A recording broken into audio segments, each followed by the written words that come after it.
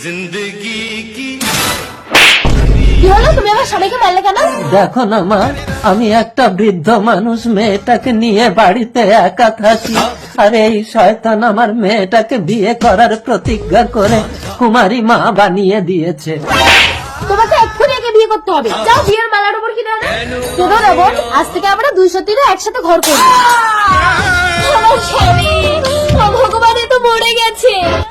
এবার আমার পেটে বাচ্চা নিয়ে আমাকে কে বিয়ে করবে? আমি। বাবা, আমার মেয়ের গর্ভে কিন্তু অবৈধ সন্তান আছে। না, অবৈধ না, এর গর্ভে আমার স্বামীর সন্তান। আমার বাইকে অ্যাক্সিডেন্ট করে ও যখন মারা গেল, আপনার মেয়েকে আমি বিয়ে করতে পারি, কিন্তু গর্ভের সন্তান আমি নিতে পারবো। জন্মের পর আমার স্বামীর সন্তান আমাকে দিয়ে যাবে, আমি মানুষ করব। যাও, তোমরা দুজন বিয়ে করে সুখে সংসার করো।